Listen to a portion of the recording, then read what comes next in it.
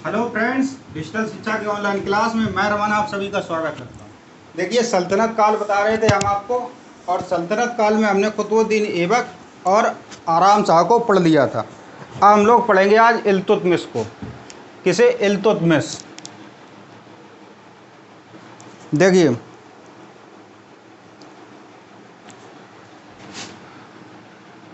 इल्तुतमिश इसको देखेंगे आज। शासन इसका कब से कब तक रहा? 1211 ईस्वी से 1236 तक। कब? 1236 ईस्वी तक इसका शासन रहा। ठीक है भाई। पहले हमने कुतुबुद्दीन ऐबक को पढ़ा, उसके बाद आराम शाह को जिसने केवल 8 माह शासन किया, उसके बाद इल्तुतमिश। कब से कब तक? 1211 ईस्वी से 1236 तक। ये देखिए, एक इलवरी तुर्क था। कौन? इलवरी तुर्क। कौन था? इलवरी तुर्क। ठीक है, इतनी बात समझ में आई। इसके बाद देखिए, इल्तुतमिश को गुलामों का गुलाम भी कहा जाता है। इसका मतलब क्या है भाई? गुलामों का गुलाम कैसे हुआ? देखिए, इल्तुतमिश जो था, इनके जो पिता थे इनसे अधिक प्रेम करते थे, और ये इल्तुतमिश 4 से 5 भाई थे, और उनमें से सबसे सुंदर कौन था? इल्तुतमिश। यही कारण था कि इल्तुतमिश के जो पिता थे वो इनसे अधिक प्रेम करते थे, और इस कारण से इनके जो और अन्य भाई बहन थे वो इनसे ईर्ष्या करने लगे, और एक दिन बुखारा के बाज़ार में इल्तुतमिश को बेच दिया गया। बुखारा का बाज़ार गुलामों की खरीद फरोख्त के लिए बहुत प्रसिद्ध था उस समय। वहाँ पर इल्तुतमिश को बेच दिया गया। उसके बाद भाई मोहम्मद गोरी ने इसको ख़रीदना चाहा, लेकिन इसे ख़रीद नहीं पाए क्योंकि इसका दाम बहुत ज़्यादा था। और इसके बाद कुतुबुद्दीन ऐबक, जो कि मोहम्मद गोरी का ग़ुलाम था, उसे इल्तुतमिश पसंद आ गया। पसंद आने के बाद अब चूंकि मोहम्मद गोरी ने इसे ख़रीद नहीं पाया और इस पर प्रतिबंध लगा दिया कि इसे कोई नहीं खरीदेगा, और कुतुबुद्दीन ऐबक ने यह कहा कि अगर इसे दिल्ली लाकर बेचा जाए तो इसे हम खरीद लेंगे। तो इल्तुतमिश को दिल्ली लाया गया, और दिल्ली में कुतुबुद्दीन ऐबक ने इसे खरीद लिया। अब देखिए, मोहम्मद गोरी का गुलाम कौन था? कुतुबुद्दीन ऐबक। और कुतुबुद्दीन ऐबक का गुलाम कौन था? इल्तुतमिश। तो गुलामों का गुलाम था इल्तुतमिश, गुलामों का गुलाम। गुलामों का गुलाम भी इसे कहा जाता है। बात समझ में आई? ठीक है। देखिए, और ये कुतुबुद्दीन ऐबक का, कुतुबुद्दीन ऐबक का गुलाम क्या भाई? गुलाम इसे खरीदा था, और क्या? दामाद दोनों था, दामाद। कुतुबुद्दीन ऐबक ने अपनी पुत्री का विवाह किसके साथ किया? इल्तुतमिश के साथ। ठीक है। और कुतुबुद्दीन ऐबक के समय ये किसका गवर्नर था भाई? बदायूं का गवर्नर था। गवर्नर बदायूं।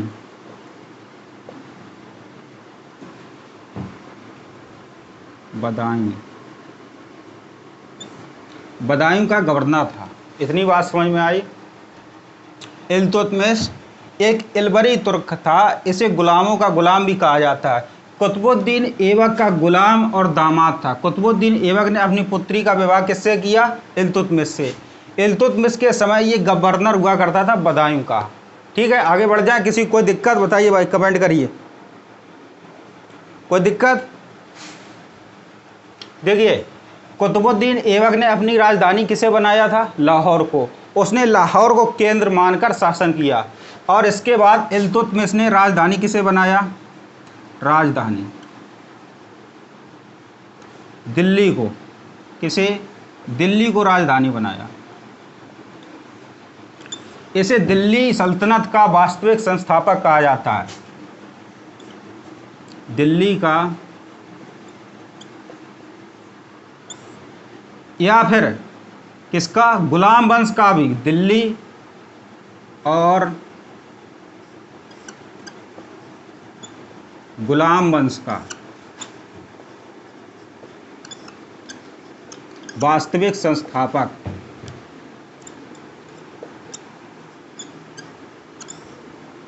वास्तविक संस्थापक।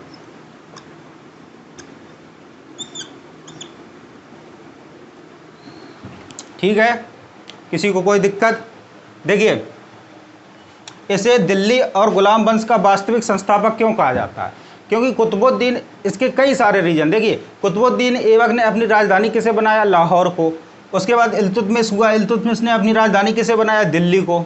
और मोहम्मद गोरी ने अपने मरते दम तक, यानी कि मरने के पश्चात भी, अपनी गुलामी से कुतुबुद्दीन ऐबक को आज़ाद नहीं किया। आज़ाद कब किया? मोहम्मद गोरी की मृत्यु हो जाती है, उसके बाद गजनी का शासक कौन बनता है? उसका भतीजा। उसके बाद 1208 ईस्वी में एक पत्र के माध्यम से कुतुबुद्दीन ऐबक को मोहम्मद गोरी का सेनापति गुलामी से आज़ाद कर देता है। उसमें लिख देता है कि आज से आपको गुलामी से आज़ाद किया जाता है।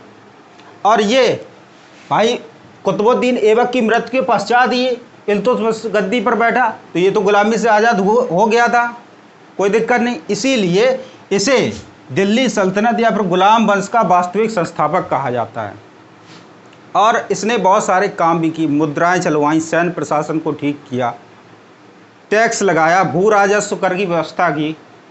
अब कुतुबुद्दीन ऐबक के समय में क्या भाई, लूट के माल से काम चलता था। इसने अपनी मुद्रा जारी की, टैक्स जारी किया, भू राजस्व व्यवस्था अपनाई, ये सब कार्य किए, इसलिए इसे दिल्ली सल्तनत का वास्तविक संस्थापक कहा जाता है। ठीक है, यहाँ तक कोई दिक्कत? आगे बढ़ें, बताइए भाई, किसी को कोई दिक्कत? कमेंट करिए, बताइए भाई।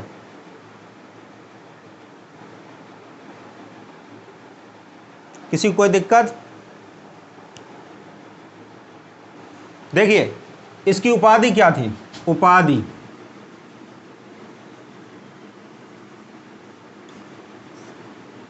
इसने भाई सुल्तान की उपाधि धारण की, सुल्तान। ये भाई सुल्तान की उपाधि किससे मिली? बगदाद के खलीफा से। वैधानिक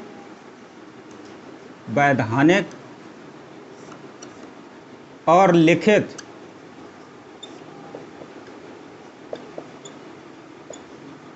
बगदाद का जो खलीफा था, उसने एक पत्र के माध्यम से इसे सुल्तान घोषित कर दिया। और ये कहा जाता है, कहा क्या जाता है, बात बिल्कुल सही है कि एक पत्र के माध्यम से इसे सुल्तान घोषित किया गया। और ये प्रश्न पूछा जाता है कि वैधानिक स्वीकृति किसने प्राप्त की सुल्तान के पद की? तो किसने? इल्तुतमिश ने वैधानिक स्वीकृति प्राप्त की बगदाद के खलीफा से लिखित रूप में। ये प्रश्न पूछा जाता है, ठीक है। इसको भाई जब वैधानिक लिखित सुल्तान पद की स्वीकृति इसे मिली तो उसे क्या कहा जाता है? खिलियत। क्या? खिलियत। और इसने, इल्तुतमिश ने अब सुल्तान की उपाधि को वंशानुगत कर दिया। कैसा भाई? वंशानुगत। वंशानुगत कि गुलाम वंश में अब जितने भी शासक होंगे सबके पास सुल्तान की उपाधि वंशानुगत रहेगी। किसी को कोई दिक्कत? बताइए भाई, किसी को कोई दिक्कत? अब देखिए, इसने मुद्राएं जारी की। क्या मुद्राएं?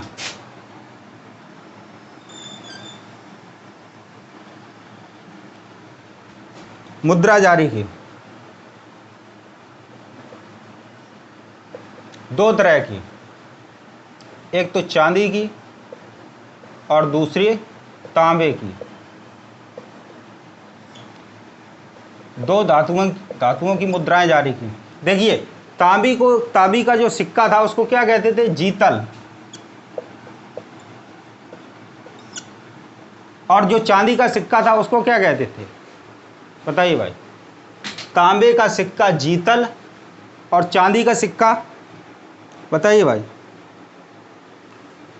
चांदी के सिक्के को क्या कहते थे? बताइए। ये प्रश्न पूछा जाता है कि इल्तुतमिश ने किन मुद्राओं का प्रचलन करवाया? तो चांदी और तांबे। चांदी के सिक्के को टंका कहा जाता था, टंका। टंका नाम से इसने जारी की चांदी का सिक्का और तांबे का जीतल के नाम से। ये प्रश्न पूछा जाता है कि जीतल और टंका नामक मुद्राएं किसने प्रचलित की दिल्ली सल्तनत में? तो किसने? इल्तुतमिश ने। ठीक है, देखिए आगे बढ़ते हैं।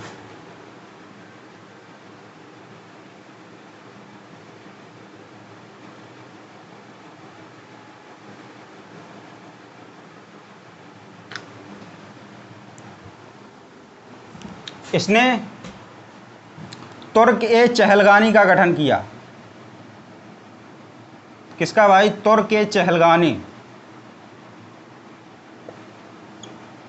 तुर्क ए चहलगानी ये क्या था भाई? इसने कुछ अमीर तुर्कों को इकट्ठा किया और उनका एक समूह बना दिया, और ये समूह उस समय इल्तुतमिश की मंत्री परिषद हुआ करती थी, जो सुल्तान को या इल्तुतमिश को राजसी प्रशासन में मदद करती थी, सलाह देती थी, परामर्श देती थी। तुर्क सरदारों का समूह, जिसे क्या कहा गया? तुर्क ए चहलगानी। 40 तुर्क सरदारों का समूह, 40 सरदार थे इसमें। इसने इसका गठन किया और इसका विनाश किसने किया था? बलबन ने किया था। ये दोनों प्रश्न पूछे जाते हैं कि तुर्क ए चहलगानी का गठन किसने किया? इल्तुतमिश ने। इसका विनाश किसने किया? बलबन ने।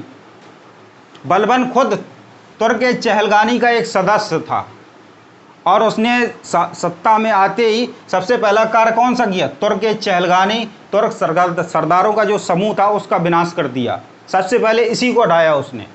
बात समझ में आ गई? आगे बढ़ जाएं। चलिए देखिए भाई, अब देखिए निर्माण कार्य इसका। इसने कुतुब मीनार को पूरा करवाया। कुतुब मीनार को पूरा करवाया। नींव किसने डाली थी? कुतुबुद्दीन ऐबक ने, और एक मंजिल बनवा भी दी थी। इसके बाद कुतुब मीनार का कार्य किसने पूरा करवाया? इल्तुतमिश ने। इसके बाद मरम्मत किसने करवाई? फिरोज शाह तुगलक ने। उस पर एक समय बिजली गिर गई थी 1229 के करीब, पहली मंजिल टूट गई थी। उसके बाद अगर पहले देखा जाए तो कुतुब मीनार कितने मंजिल की थी? 4 मंजिल की। और जब उस पर बिजली गिर गई तो फिरोज शाह तुगलक ने उसका निर्माण करवाया दोबारा और एक मंजिल बढ़ा दी, 5 मंजिल कर दी। ठीक है, कुतुब मीनार को पूरा करवाया किसने? इल्तुतमिश ने। यह भी प्रश्न पूछा जाता है कि कुतुब मीनार को पूरा किसने करवाया? इल्तुतमिश ने। नींव किसने रखी? कुतुबुद्दीन ऐबक ने। ठीक है, किसी कोई दिक्कत? देखिए अगला पॉइंट बहुत इंपॉर्टेंट है, इक्ता प्रथा। इक्ता प्रथा या इक्ता प्रणाली की शुरुआत किसने की थी? भाई इल्तुतमिश ने की थी। देखिए जो भी अधिकारी इल्तुतमिश के दरबार में सेवारत थे, यानी कि जो नौकरी करते थे इल्तुतमिश की, उसके लिए इसने इक्ता प्रथा की शुरुआत की। इक्ता प्रथा क्या है? वेतन के बदले भूमि प्रदान की जाती थी। भूमि प्रदान की जाती थी। ठीक है, और जब भूमि प्रदान की जाती थी तो उन लोगों को क्या कहते थे? इक्तादार। इक्तादार। बताइए भाई, कमेंट कर दिया करिए। अगर कोई चीज़ समझ में नहीं आती है तो बता दिया करिए। ठीक है, हम आपको उस चीज़ को समझाने का प्रयास करेंगे। ठीक है, आगे बढ़ें।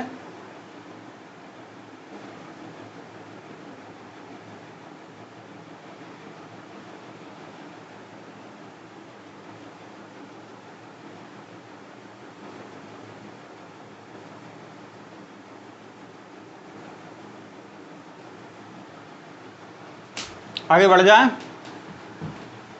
और देखिए एक बहुत महत्वपूर्ण प्रश्न है,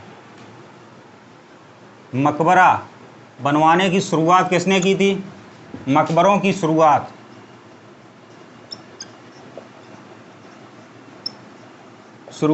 इल्तुतमिश ने की थी। देखिए, मस्जिद का निर्माण तो कुतुबुद्दीन ऐबक के समय में शुरू हो गया था। उसने खुद कुवत उल इस्लाम मस्जिद दिल्ली में और 2.5 दिन का झोपड़ा नामक मस्जिद अजमेर में बनवाई थी। लेकिन मकबरा बनाने की शुरुआत किसने की? इल्तुतमिश ने। और इन दोनों मुद्राओं को शुद्ध अरबी सिक्के भी कहा जाता है। शुद्ध अरबी सिक्के जारी किए।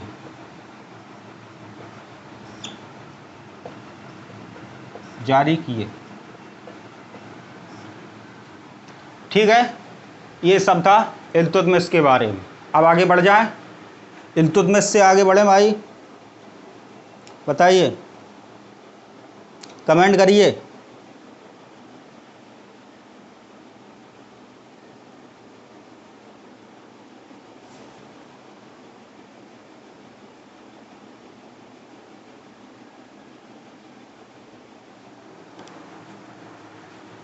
बताइए भाई, यहां तक शासन रहा कब से कब तक? 1236 तक।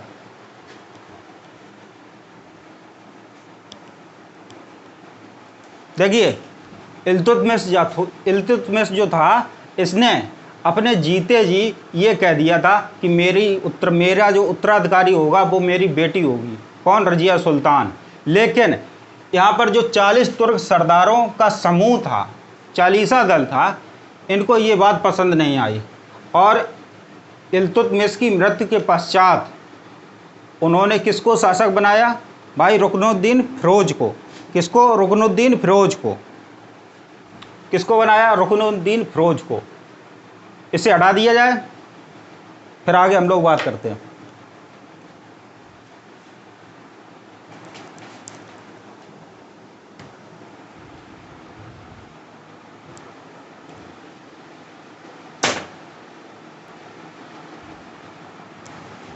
देखिए भाई, इल्तुतमिश के बाद शासन सत्ता में कौन आया? रुकनुद्दीन फिरोज। रुकनुद्दीन फिरोज ये इल्तुतमिश का पुत्र था। कौन था? पुत्र। लेकिन ये एक अयोग्य शासक था, क्योंकि इल्तुतमिश ये चाहता था अपने मरने से पहले कि मेरा जो उत्तराधिकारी हो वो कौन हो? मेरी पुत्री रजिया सुल्तान, रजिया ये हो। लेकिन जो 40 तुर्क सरदारों का समूह था, उनको ये बात रास नहीं आई कि मेरी शासका एक महिला होगी, एक लड़की होगी। इसलिए तुर्क सरदारों ने क्या किया? रुकनुद्दीन फिरोज को सत्ता में लाए और गद्दी पर बैठा दिया, दिल्ली की गद्दी पर। लेकिन ये एक अयोग्य शासक था। अब जब ये अयोग्य था तो इसका फ़ायदा किसने उठाया? रजिया ने। रजिया ने क्या किया?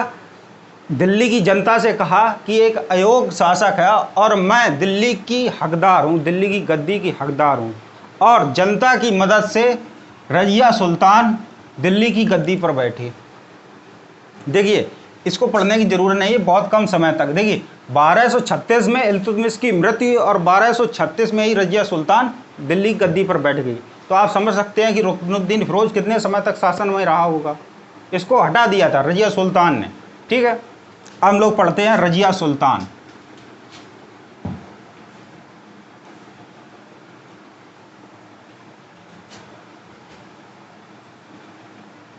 रजिया सुल्तान कब से कब तक भाई? 1236 से 1240 तक। 1236 से 1240 ईस्वी तक ये शासन में रही, दिल्ली की गद्दी पर रही। देखिए, ये प्रश्न पूछा जाता है कि दिल्ली की प्रथम महिला शासक कौन थी और दिल्ली की प्रथम मुस्लिम महिला शासिका कौन थी? दोनों कौन थी? रजिया सुल्तान। इसे आप ध्यान रखें, घुमाकर प्रश्न पूछ लेता है। दिल्ली की प्रथम महिला शासिका कौन थी? रजिया सुल्तान। दिल्ली की प्रथम मुस्लिम महिला शासिका कौन थी? रजिया सुल्तान। बात समझ में आ गई? बात समझ में आई भाई? कोई दिक्कत तो नहीं किसी को?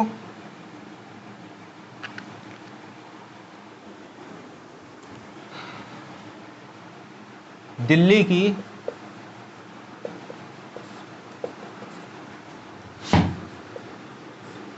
प्रथम महिला या फिर मुस्लिम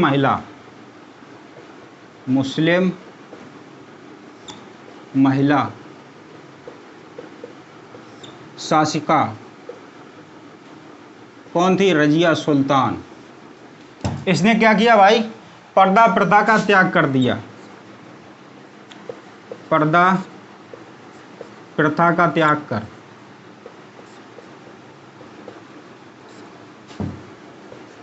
दरबार में कुल्हा किसको कहते हैं भाई? सिर पर जो टोपी लगाई जाती है उसको कहते हैं कुल्हा, ठीक है। और काबा,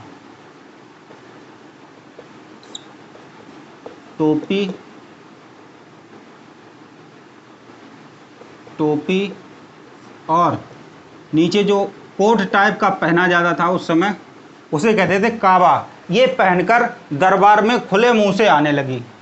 कौन? रजिया सुल्तान। रजिया सुल्तान ने सर्वप्रथम अपने पर्दा का त्याग किया, यानी कि कुल्हा और काबा पहनकर दरबार में खुले मुंह से आने लगी। ये बात 40 तुर्क सरदारों को समझ नहीं आई भाई, हजम नहीं हो रही थी उनको ये बात कि मेरी एक तो शासिका कौन है? एक महिला है, और ये दरबार में कैसे आती है? कुल्हा और काबा पहनकर खुले मुंह से आती है। तो तुर्क सरदार इससे बहुत चिढ़ते थे। इसके बाद देखिए, दिल्ली का एक इक़्तादार था, दिल्ली का कौन था? दिल्ली का इक़्तादार। इसे क्या किया? इसका नाम क्या था? मलिक याकूत। रजिया सुल्तान ने क्या किया कि 40 तुर्क सरदारों को वैल्यू ना दे करके मलिक याकूत को घोड़ों का सरदार नियुक्त कर दिया। घोड़ों का सरदार। अब तो भाई 40 तुर्क सरदार और भी चिढ़ने लगे इससे। किससे? रजिया सुल्तान से। अब इसके बाद देखिए, सुनने में ये आता है, इतिहास में भी सुनने में ये आता है कि मलिक याकूत जो था वो रजिया सुल्तान का प्रेमी था, यानी कि रजिया सुल्तान और मलिक याकूत का चक्कर चलता था बहुत तगड़ा वाला। तो 40 तुर्क सरदार अब तो और गुस्सा हो गए कि देखिए, एक मुस्लिम महिला शादी के पहले प्रेम प्रसंग कैसे कर सकती है? ये बात हो गई।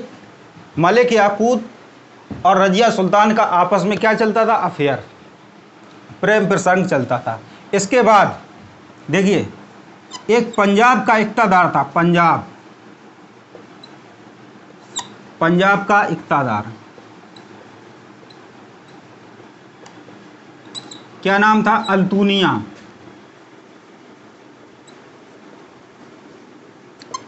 पंजाब का इक़्तादार कौन था? अल्तूनिया। इसने क्या किया? पंजाब में अपने आप को शासक घोषित कर दिया, विद्रोह कर दिया रजिया सुल्तान के खिलाफ कि पंजाब का शासक मैं हूँ, ठीक है।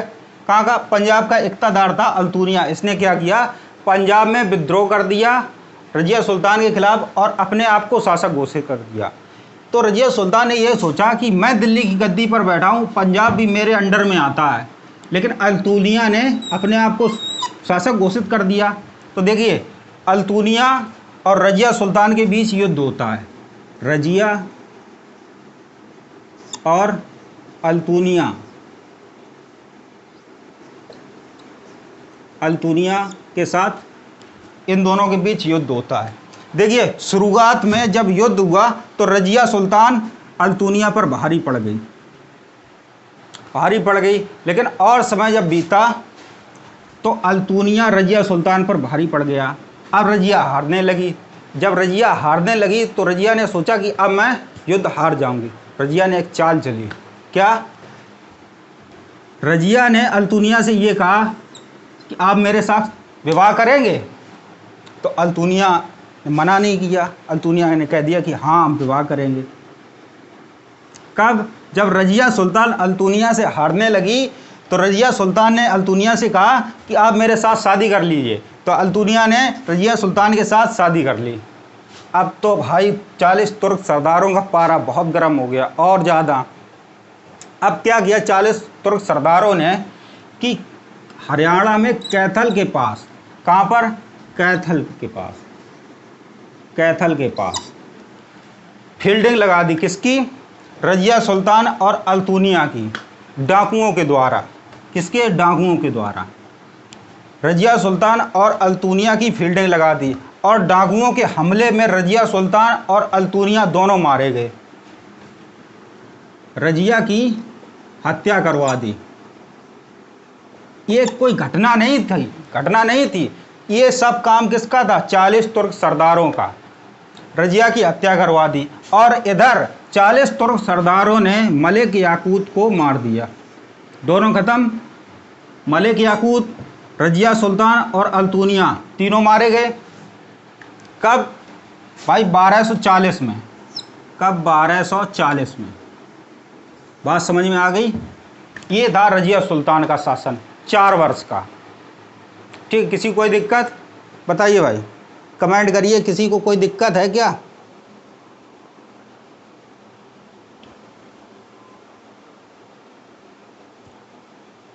आगे बढ़ जाएं?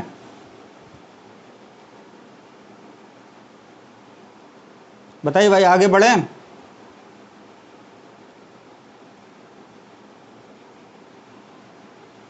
देखिए, रजिया सुल्तान के बाद अब कौन आया सत्ता में? बहराम शाह। बहराम शाह ये सत्ता में आया, लेकिन 40 तुर्क सरदारों ने इसकी भी हत्या करवा दी। बहराम शाह, रजिया सुल्तान के पास कौन दिल्ली की गद्दी पर बैठा? बहराम शाह। 40 तुर्क सरदारों ने इसकी भी हत्या करवा दी। किसकी? बहराम शाह की। इसके बाद देखिए कौन आता है शासन में? मसूद शाह। कौन आता है बताइए भाई? मसूद शाह।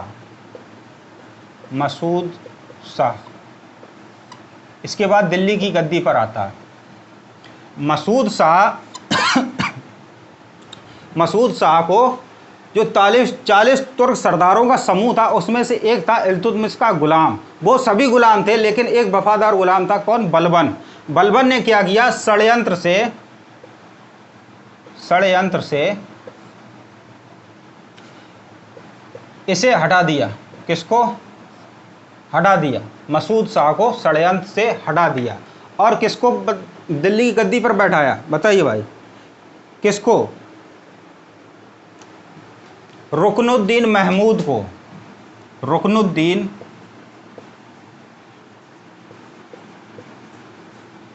रुकनुद्दीन महमूद,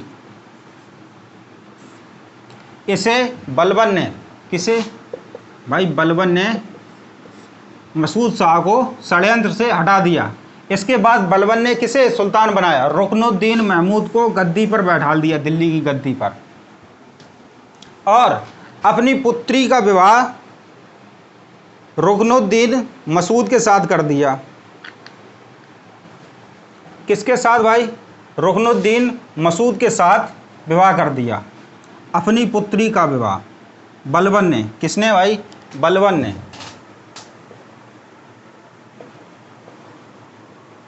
बलबन ने अपनी पुत्री का विवाह किसके साथ कर दिया? रुकनुद्दीन मसूद के साथ। दिल्ली सल्तनत में एक ऐसा शासक रुकनुद्दीन मसूद था जो अपनी टोपी को सीकर जीवन यापन करता था। ये प्रश्न पूछा जाता है कि दिल्ली की सल्तनत में ऐसा कौन सा शासक था जो अपनी टोपी को सीकर जीवन यापन करता था? भाई टोपी सीकर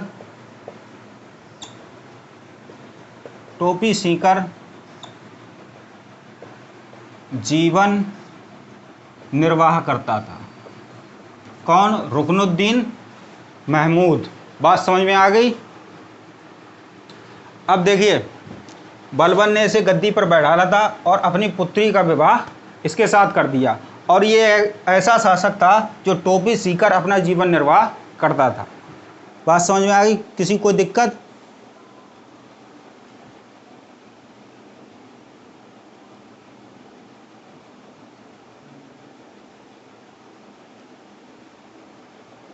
इसको हटाया जाए। देखिए, रुकनुद्दीन मसूद को किसने बैठाला था? बलबन ने, और अपनी पुत्री का विवाह कर दिया था। इसकी मृत्यु के पश्चात बलबन दिल्ली की गद्दी पर बैठा। कौन? बलबन। इसको हटाया जाए भाई, बताइए।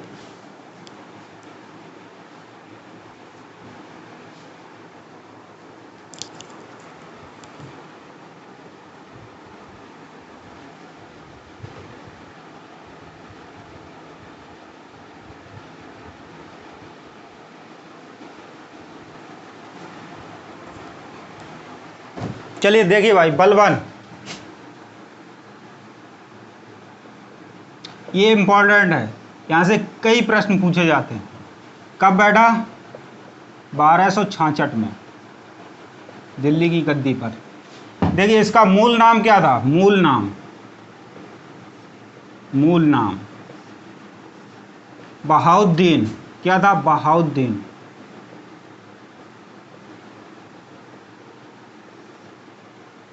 ठीक है।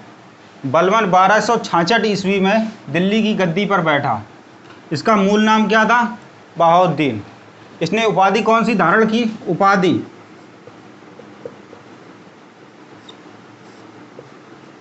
बताइए भाई।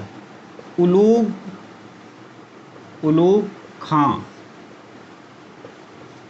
खां की उपाधि धारण की। किसने? बलबन ने। बताइए, किसी को कोई दिक्कत है? किसी को कोई दिक्कत है? जब ये गद्दी पर बैठा, कौन? बलबन गद्दी पर, दिल्ली की गद्दी पर बैठा, तो किस नाम से बैठा? गयासुद्दीन बलबन के नाम से। गयासुद्दीन बलबन के नाम से। बलबन का मूल नाम बहाउद्दीन। कौन सी उपाधि धारण की? उलूग खां। ये उपाधि इसके दामाद ने इसे दी थी, रुकनुद्दीन मसूद, जिसके साथ बलबन ने अपनी पुत्री का विवाह कर दिया था। उसने ये उपाधि इसको दी थी, बलबन को, उलूग खां की। दिल्ली की गद्दी पर बैठा तो किस नाम से बैठा? गयासुद्दीन बलबन के नाम से। ये भाई इल्तुतमिश का गुलाम था। इल्तुतमिश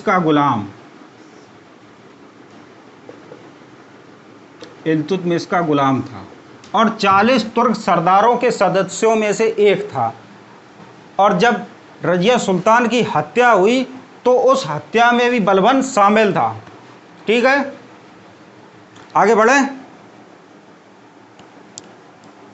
देखिए, दिल्ली गद्दी पर बैठने के बाद सबसे पहला इसने काम क्या किया? तुर्कान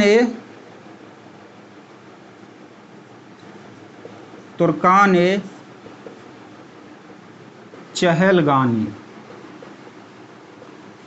40 तुर्क सरदारों का जो समूह था उसका विनाश किया।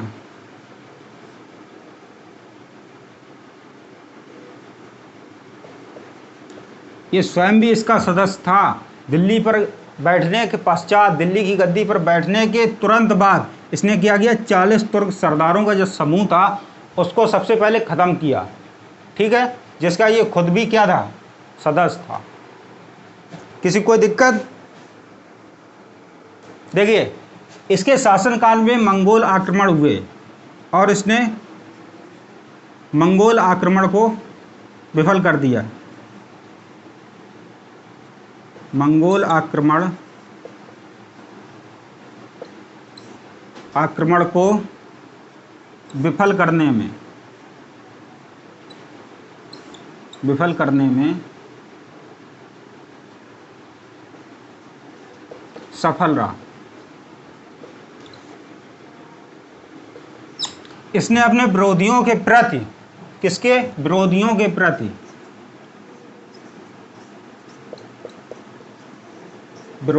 प्रति,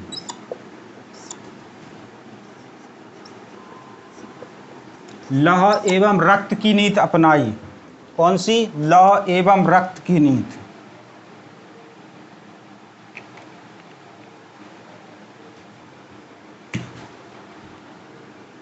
लौह एवं रक्त की नीति अपनाई। देखिए, लौह एवं रक्त की नीति से क्या मतलब है भाई?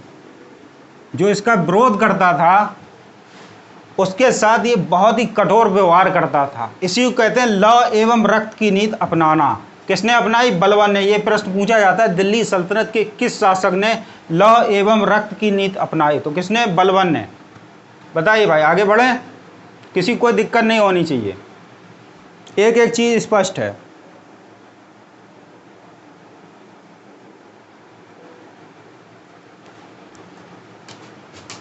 अगला पॉइंट देखिए, इसने पारसी उत्सव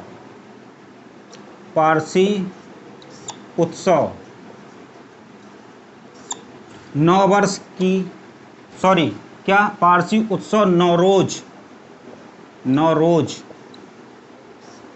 नौरोज का आरंभ किया।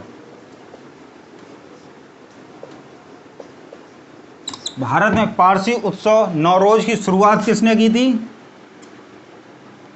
बलबन ने, जो आज भी प्रचलित है। कौन सा? पारसी उत्सव नौरोज, जो वर्ष के प्रारंभ में मनाया जाता है। क्या? नौरोज उत्सव। ठीक है, नौरोज उत्सव का प्रारंभ किसने किया था? बलबन ने। इसके बाद दरबार में सिजदा एवं पावौस की प्रथा, सिजदा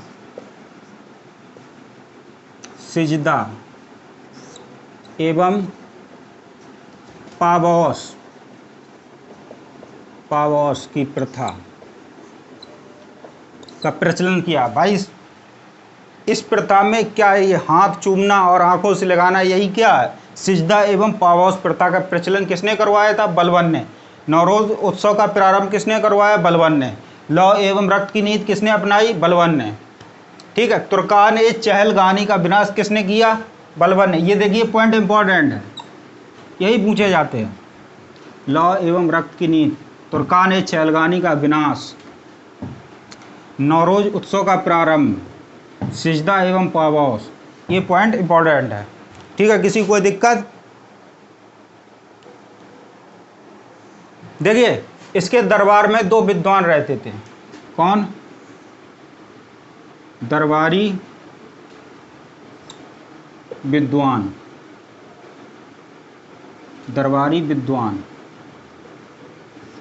कौन कौन से? अमीर खुसरो, और कौन सा? अमीर हसन।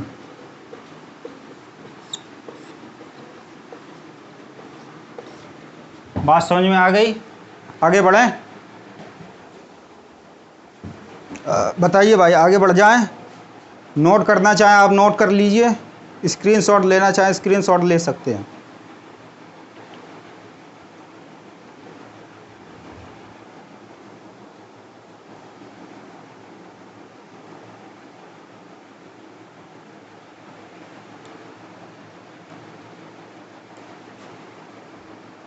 आगे बढ़ा जाए? देखिए, इसके बाद कौन सा आता है शासक? इसके बाद कै खुसरो। कौन आता है? कै खुसरो। बलबन के बाद गुलाम वंश का अगला शासक कौन हुआ? कै खुसरो। देखिए, बलबन के बाद तुर्कान-ए चहलगानी का इसने विनाश किया था। किसने? बलबन ने। लेकिन इसकी मृत्यु के पश्चात जो 40 तुर्क सरदारों का समूह था वो फिर से सक्रिय हो गया, और जब कै खुसरो सत्ता में आया, दिल्ली की गद्दी पर बैठा, तो इसको भी 40 तुर्क सरदारों ने हटा दिया। तुर्क सरदारों ने हटा दिया।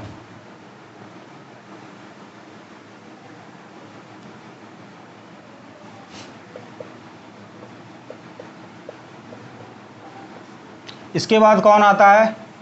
कैकूबाद। इसकी भी हत्या कर दी गई। इसकी भी क्या? हत्या कर दी गई। इसके बाद आता है कैमोर्स। कैमोर्स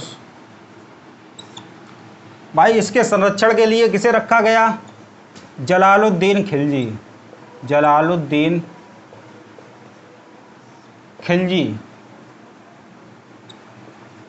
ये क्या भाई, एक नाबालिग था, नाबालिग, नाबालिग।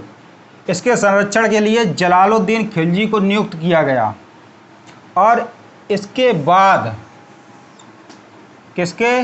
कैमोर्स के बाद खुद जलालुद्दीन खिलजी ने खिलजी वंश की शुरुआत कर दी, खिलजी वंश की नींव रख दी, खिलजी वंश की स्थापना की। किसने? जलालुद्दीन खिलजी ने।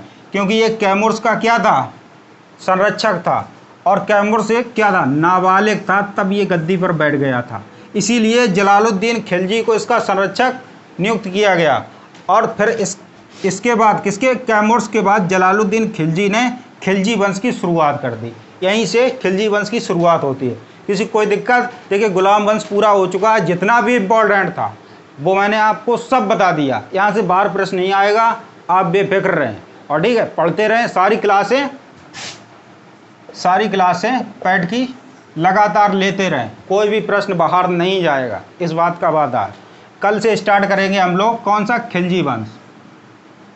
गुलाम वंश पूरा हो गया। ठीक है, अगर आपको क्लास अच्छी लगती है तो क्लास को लाइक करें, शेयर करें, और चैनल पर नए हैं तो चैनल को सब्सक्राइब करके बेल आइकन को प्रेस कर दें। धन्यवाद।